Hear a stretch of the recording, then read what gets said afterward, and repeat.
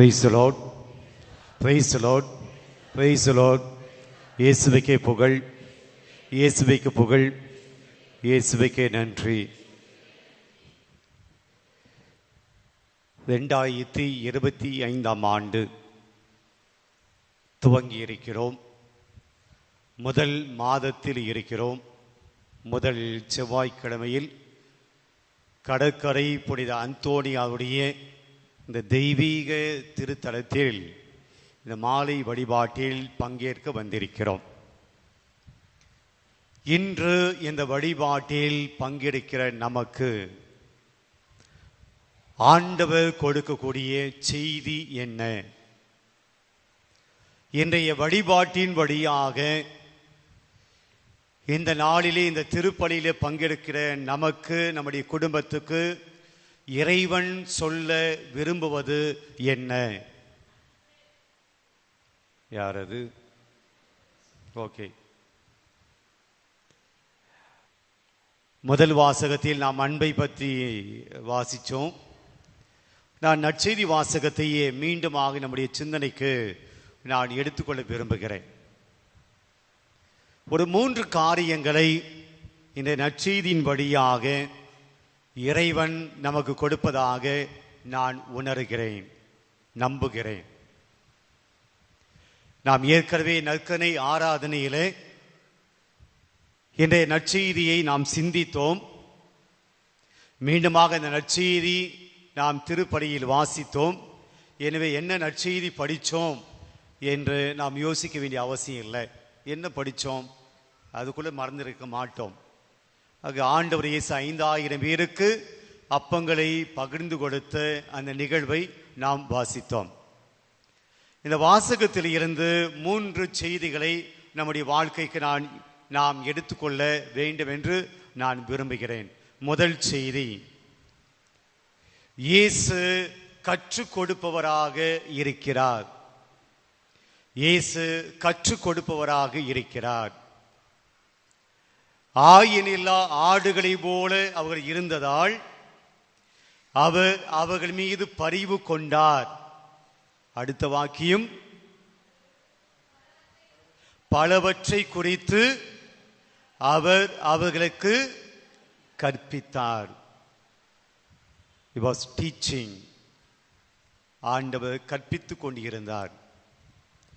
பிரியமானவர்களே, ஆண்டவர் எந்த அளவுக்கு அவர்களுக்கு கற்பித்தார் என்றால், வேதம் சொல்லுகிறது, இன்றைய நற்செய்தி சொல்லுகிறது, சீடர்கள் வந்து சொல்லுகிறார்கள், நெடுநேரம் ஆகிவிட்டது. நமக்கெல்லாம் ஒரு 20 நிமிடம் அரையுரை கேட்பதற்கு கஷ்டம். நெடுநேரம் ஆகிவிட்டது. ஆண்டவர் ப்ரீச் பண்ணி கொண்டே இருந்தார், போதித்து கொண்டே இருந்தார். நேரம் பார்க்காமல், காலம் பார்க்காமல் அந்த மக்கள் செவி மடித்துக் கொண்டிருந்தார்கள்.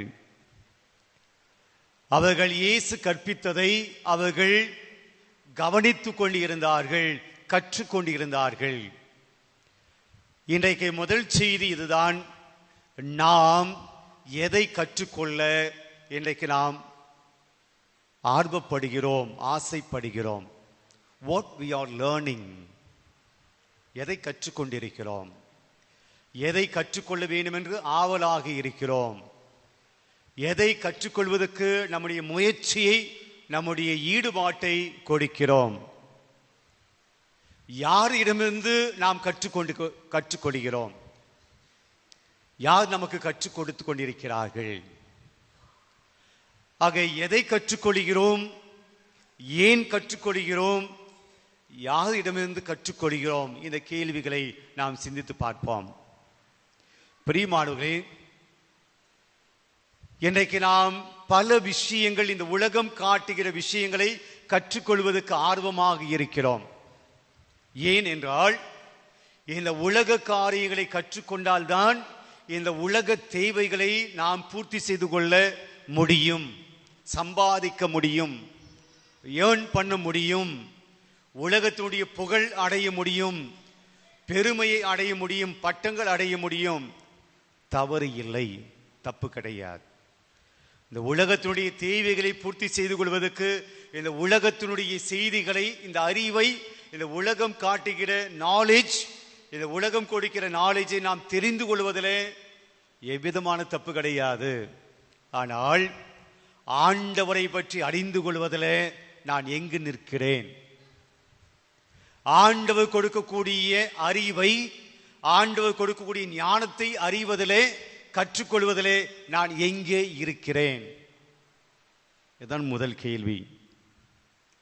உலக காரியங்களை கற்றுக்கொள்வதற்கு நான் காட்டுகிற ஈடுபாட்டை போல, உலக காரியங்களை கற்றுக்கொள்வதற்கு நான் கொடுக்கக்கூடிய என் நேரத்தை போல, உலக காரியங்களை கற்றுக்கொள்வதற்கு நான் கொடுக்கக்கூடிய ஆர்வத்தை போல, கடவுளுடைய காரியங்களை தெரிந்து கொள்வதிலே, கடவுளுடைய வார்த்தைகளை தெரிந்து கொள்வதிலே, கடவுளை பற்றி அறிவதை நான் தெரிந்து கொள்வதிலே என்னுடைய ஈடுபாடு எந்த அளவுக்கு இருக்கிறது?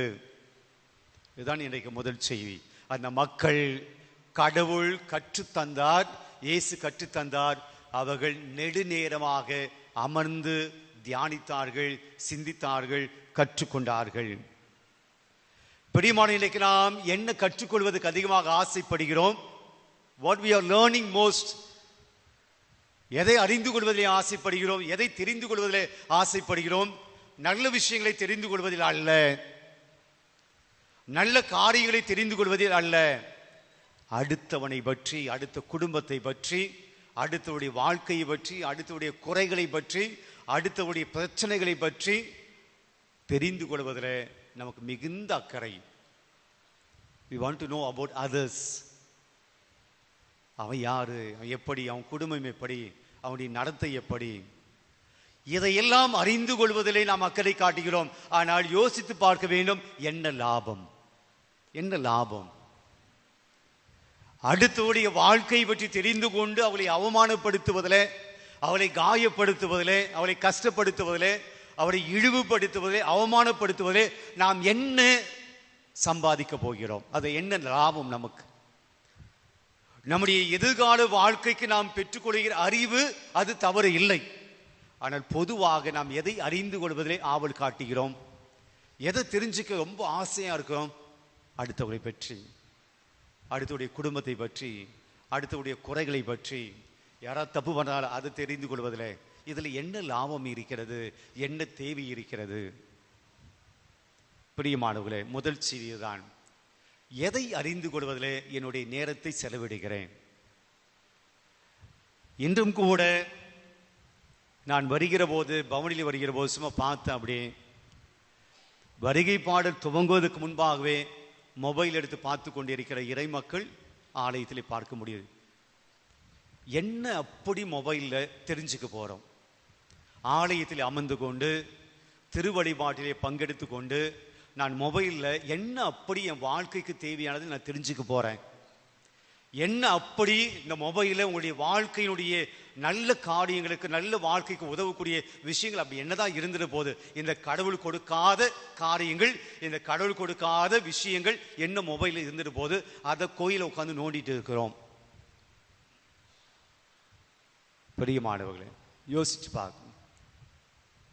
இன்றைக்கு நாம் நல்ல காரியங்களை தெரிந்து கொள்வதை விட, அல்லது தேவையான காரியங்களை தெரிந்து கொள்வதை விட, தேவையில்லாத காரியங்களை தான் நாம் அதிகமாக தெரிந்து கொள்ள ஆசைப்படுகிறோம். அதிலே தான் நம்முடைய நேரத்தை அதிகமாக செலவிடுகிறோம்.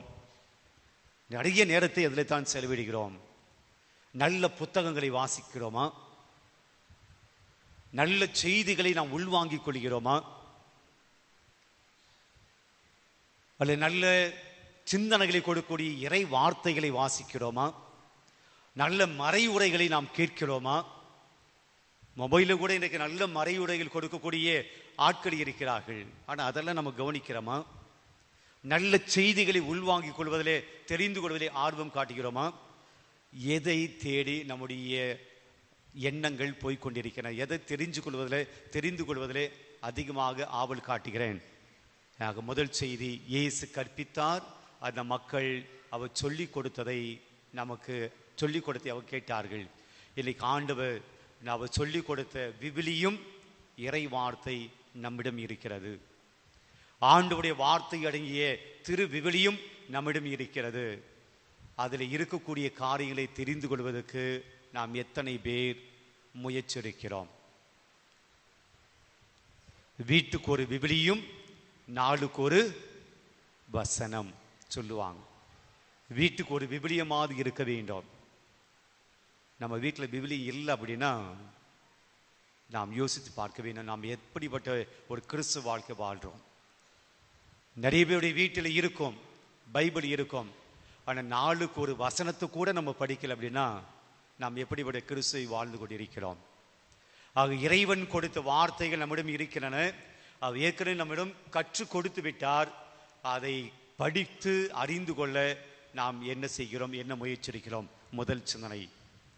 இரண்டாவது, இன்றைய நற்செய்தி வாசகத்திலே ஆண்டவர் இயேசு மக்களுக்கு வலிமையை கொடுத்தார், சக்தியை கொடுத்தார், பலத்தை கொடுத்தார். He strengthened them. எப்படி?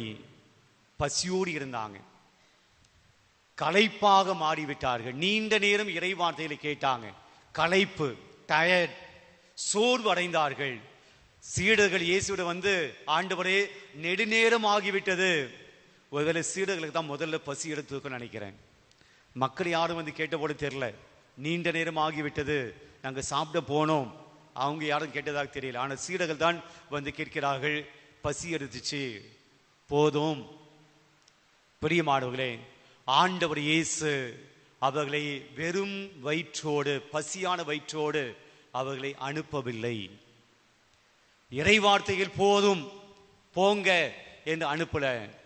நான் சொல்ல வேண்டியதெல்லாம் சொல்லிட்டேன், போங்க என்று அனுப்பவில்லை. மாறாக அவர்களுக்கு உணவை கொடுத்தார், வலிமைப்படுத்தினார், ஸ்ட்ரென்தன் பண்ணாரு, சக்தியை கொடுத்தார். பிரியமானவர்களே, நீங்களே அவங்களுக்கு உணவு கொடுங்கள் என்று சொன்னபோது சீடர்கள் தயங்கினாங்க, எப்படி உணவு கொடுக்க முடியும்? ஆனால் ஆண்டவர் இயேசு அவருக்கு உணவு கொடுத்தார். பிரியமானவர்களே, நம்முடைய கடவுள் உணவை கொடுக்கக்கூடிய கடவுளாக இருக்கிறார், நம்மை வலிமைப்படுத்தக்கூடிய கடவுளாக இருக்கிறார். அவர் கொடுத்த மாபெரும் உணவுதான் நற்கருணை. பாலைவனத்திலே மன்னாவை கொடுத்த கடவுள் இன்றைய நற்செய்தியிலே பாலைவனத்திலே அப்பத்தை கொடுத்த கடவுள். பாலைவனத்தில் ஒண்ணுமே கிடைக்காது, பாலைவனத்தில் உணவு கிடைக்காது, சாப்பிட ஒன்றும் கிடைக்காது, ஒன்றும் விளையாது. ஒன்றும் இல்லாத இடத்துல பாலைவனத்திலே வாழ்வு இழந்து போகக்கூடிய, வாழ்வு மடிந்து போகக்கூடிய அந்த பாலைவனத்திலே ஆண்டவர் அவளுக்கு உயிர் கொடுக்கக்கூடிய, வாழ்வு கொடுக்கக்கூடிய மன்னாவை கொடுத்தார், இன்று அப்பங்களை கொடுக்கிறார். பிரியமான இன்றைய சமூகத்தில், இன்றைய சூழ்நிலையில் வாழ்ந்து கொண்டிருக்கிற நமக்கு இது ஒரு பாலைவனம் தான். என்ன பாலைவனம்? வயிற்றுக்கு உண்டான பிரச்சனை கிடையாது. எனக்கு நிறைய உணவு வகைகள் நம்முடைய சமூகத்தில் இருக்கின்றன. என்ன உணவு கேட்டாலும் இன்றைக்கு கொடுக்கக்கூடிய உணவகங்கள் இருக்கின்றன. இது வேறு விதமான ஒரு பாலைவனம். இங்கு அன்பு கிடையாது, பாசம் கிடையாது, உறவுகள் கிடையாது, மகிழ்ச்சி கிடையாது, உதவும் என்கிற எண்ணம் கிடையாது, நல்லதை நினைக்கக்கூடிய எண்ணம் கிடையாது. நாம் ஒரு பாலைவனத்தில் வாழ்ந்து கொண்டிருக்கிறோம். அப்படிப்பட்ட ஒரு பாலைவனத்தில் இன்றைக்கு என்னுடைய அன்பு உங்களுக்கு உண்டு, என்னுடைய உறவு உங்களுக்கு உண்டு என்று சொல்லக்கூடிய விதத்தில் அவர் ஒரு உணவை நமக்கு கொடுத்தார். அந்த உணவு தான் என்ன உணவு? நற்கருணை. ஆண்டவர் இறை வார்த்தை மட்டும் கொடுக்கல. பிரிவினை சகோதரர்கள் அது போதும் என்று இருந்தார்கள். பிரிவினை சகோதரர்களுக்கு பைபிள் போதும், கேட்டால் போதும், இறை வார்த்தையில் படித்தால் போதும், அது நமக்கு வேண்டும். அவங்க போதும் சொன்னாங்க, ஆனால் நமக்கு அது வேணும். ஆனால் ஆண்டவர் இயேசு இறை வார்த்தைகளோடு அவர் அனுப்பல, உணவு கொடுத்தார், ஸ்ட்ரென்தன் படுத்தினார், வாழ்வு கொடுக்கக்கூடிய அந்த உணவை கொடுக்கிறார். இன்று நமக்கு வார்த்தைகள் மட்டுமல்ல, வாழ்வதற்குண்டான உணவையும் கொடுக்கிறார். அதான் நற்கருணை. பிரியமான இந்த நற்கருணை மீது நமக்கு எந்த அளவுக்கு நம்பிக்கை இருக்கிறது? நானே வானின்று இறங்கி வந்த உயிருள்ள உணவு, என்னை உண்பவன் ஒருபோதும் சாகான் என்று சொல்லி, இதோ என்னுடைய சதை, இதோ என்னுடைய ரத்தம் இதை உண்பவன் ஒருபோதும் சாகான் என்று சொல்லி கல்வாரி மலையில நமக்காக மரித்து தன்னுடைய உடலையே உணவாக, இரத்தத்தை பானமாக நமக்கு கொடுத்திருக்கிற அந்த உணவை உட்கொள்ள வருகிற நாம் எந்த அளவுக்கு நற்கனின் மீது நம்பிக்கையோடு விசுவாசத்தோடு நான் திருப்பலியிலே பங்கேற்கிறேன், எந்த அளவுக்கு இந்த நற்கனியை நான் நம்புகிறேன். ஆண்டவர் இயேசு உண்மையாகவே நற்கனியில் வாழ்கிறார், இதனுடைய நம்பிக்கை. நற்கனியே நம்முடைய விசுவாசத்தினுடைய உச்சமும் மையமுமாய் இருக்கிறது என வத்திக்கான் சங்கம் சொல்கிறது. இதான் நம்முடைய உச்சம், நம்முடைய ஆன்மீகத்தினுடைய உச்சம் எது? நற்கனியில் ஆண்டவர் இருக்கிறார். நம்முடைய ஆன்மீகத்தினுடைய மையம் எது? நற்கருணை. நம்முடைய எல்லா வழிபாடுகள் நற்கருணையை மையப்படுத்தி தான் இருக்கின்றன. நற்கருணை இல்லை என்றால் குருக்கள் இல்லை, நற்கருணை இல்லை என்றால் இறை சமூகம் இல்லை. எனவேதான் ஆண்டவர் நற்கருணையும் குருத்துவத்தையும் ஒன்றாக ஏற்படுத்தினார். பிரியமானவர்களே, அந்த நற்கருணையைத்தான், அந்த உணவைத்தான் நமக்கு ஒவ்வொரு நாளும் ஆண்டவர் திருப்பலியை கொடுக்கிறார். இந்த நற்கருணையை பெறுவதை நமக்கு எவ்வளவு அசட்டைத்தனம். இன்னொரு வாக்கியம் மிக அழகாக சொல்கிறது. ஆண்டவர் சீடர்களை பார்த்து அவர்களை புல்தரையில் வெறும் அமர செய்ய சொன்னார. பந்தியாவா? இதெல்லாம் நம்ம ஊரு சொல்லுங்க. வரிசையாய். There's a discipline. There's a discipline. சாதாரண அப்பம் வாங்குற அந்த மக்களையே டிசிப்ளினா வாங்க உட்காருங்க. இன்னைக்கு என்ன டிசிப்ளின் இருக்கு நம்ம பூசையில? மொபைல் நோன்றோம், வேடிக்கை பார்க்கிறோம். எப்போ வேணாலும் நான் பூசைக்கு வருவேன், எப்போ வேணாலும் பூசைக்கு வந்து எப்போ நான் நன்மை வாங்குவேன், பாதி பூசைக்கு வந்தால் நான் நன்மை வாங்குவேன். என்ன டிசிப்ளின் இது? என்ன மளிகை சாமானம்? எப்போ போயாலும் வாங்கலாம். What is the discipline that we follow in our mass? இதோ கூத்தா ஆண்டவர் சாதாரண அப்பங்களை கொடுக்கிற போது கூட வரிசையாய் அமர செய்யுங்கள், டிசிப்ளின். அதுக்கப்புறம் தான் அப்பத்தை கொடுத்தார். பிரியமானவர்களே, அந்த அப்பத்தை வாங்குவதற்கு இயேசு ஒரு டிசிப்ளின் எதிர்பார்க்கிறார். இன்னைக்கு நாம் எல்லாம் ஆண்டவர் இயேசுடைய திரு உடலை உட்கொள்ள வருகிறோம்.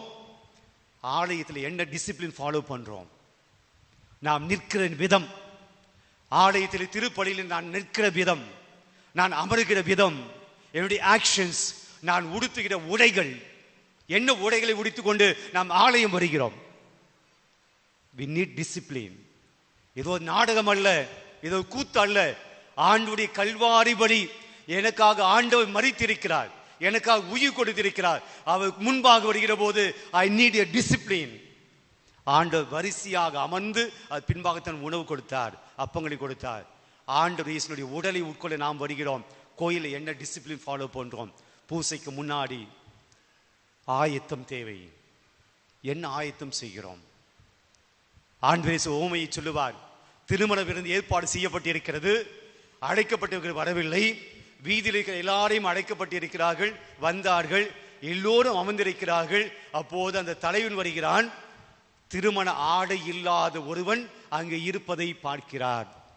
திருமண ஆடை இல்லாத அணியாத அவனை என்ன செய்கிறார்? அந்த ஊமையில, அந்த போதனையில சாப்பாடு போட சொன்னாரா? கேட்கிறார், திருமண ஆடை இல்லாம நீ எப்படி வந்த? அவனை வெளியே கொண்டு போங்க, எரிநரகுது போங்க. there's a discipline. இன்னைக்கு நம்முடைய ஆடைகள் என்ன? திருப்பலிக்கு வருகிற போது, நாம் திருப்பலி அமர்கிற போது நாம் எப்படி இருக்கிறோம்? நற்கனி வாங்க வருகிறவன் எப்படி வரிசையாக வருகிறோம்? எத்தனை தடவை சொல்றோம் வரிசையா வாங்க, வரிசையா வாங்க? இதை சொல்ல வேண்டுமா? ஆண்டவரை வாங்குவதற்கு நான் ஒரு டிசிப்ளின் ஃபாலோ பண்ண தேவையில்லை. இது வெளிப்புற டிசிப்ளின். நம்முடைய உட்புற டிசிப்ளின் என்ன? பாவ சங்கீதம் எப்போ செய்திருக்கிறோம்? எப்படி நான் தயாரித்திருக்கிறேன்? ஆண்டவருடைய உணவை உட்கொள்ள நான் எந்த அளவுக்கு என்னை ஆயத்தப்படுத்தியிருக்கிறேன்? பிரியமானவர்களே, ஆண்டவர் உணவு கொடுக்கிறார், நற்கனி கொடுக்கிறார். ஆக இறை வார்த்தையை ஆண்டவர் கொடுத்தார், ஆண்டவர் நற்கனியை கொடுத்தார். மூன்றாவதாக அந்த மக்கள் கடைசியாக அந்த நிகழ்வு எப்படி முடிகிறது? எல்லாரும் வயிறார உண்டனர். வயிறார உண்டனர். வேற வார்த்தையிலே சொல்லணும், எப்படி சொல்லலாம்? வயிறார உண்டனர் என்ற வார்த்தையை எப்படி வேற விதத்தில் சொல்லலாம்? திருப்தியா சாப்பிட்டாங்க. அந்த திருப்தியா என்ற வார்த்தை ஆங்கிலத்தில் எப்படி சொல்லலாம்? அதெல்லாம் எங்களுக்கு தெரியாது ஃபாதர். Satisfied, satisfaction, திருப்தியாய். பிரியமானவர்களே, நாம் வாழ்க்கையில திருப்தியா ரொம்ப சாட்டிஸ்ஃபைடா நாம் வாழ்க்கை வாழ வேண்டும் என்றால், திருப்தியாக நாம் நம்முடைய வாழ்க்கையில் இருக்க வேண்டும் என்றால், முன்பு சொன்ன அந்த 2 காரியங்கள் மிக மிக முக்கியமானது. ஆண்டவர் நம்மை திருப்திப்படுத்த வேண்டும், ஆண்டவர் நம்மை சாட்டிஸ்ஃபை பண்ண வேண்டும், நாம் முழுசா நிறைவா மகிழ்ச்சியா வாழ வேண்டும் என்று விரும்புகிறார். நிறைவாக நம்மை அனுப்புகிறார். அவர் பாதி வைத்து சாப்பாடு போட்டு அனுப்பலங்க, அரைக்குறைய சாப்பாடு போட்டு அனுப்பல, கொஞ்சம் நஞ்சம் அப்படி சொல்லி போதா குறையாக அங்க இல்லை, நிறைவாக எல்லாம் சாப்பிட்டு முடிச்ச பின்னு, வயிறார சாப்பிட்டு முடிச்ச பின்னாடி, எல்லாம் சாட்டிஸ்ஃபைட் ஆன பின்னாடி மீதியான கூடைகள் நிறைய அப்பங்கள் எடுத்தார்கள். அப்படின்னு ஒருத்தம் கூட பசியா பாதி சாப்பாட்டோட போகல, திருப்தியா போனாங்க. பிரியமானவர்களே, எப்போ அந்த திருப்தி நம்முடைய வாழ்க்கையில வரும் என்றால், நாம் ஆண்டவரை தேடி வருகிற போது, ஆண்டவருடைய வார்த்தைகளை கேட்கிற போது, ஆண்டவர் தருகிற இந்த திருவிருந்தில திருப்படியில பங்கெடுக்கிற போதுதான் நம்முடைய வாழ்க்கையும் திருப்தியாக, ஒரு சாட்டிஸ்ஃபேக்ஷனாக, ஒரு நிறைவாக மாறும்.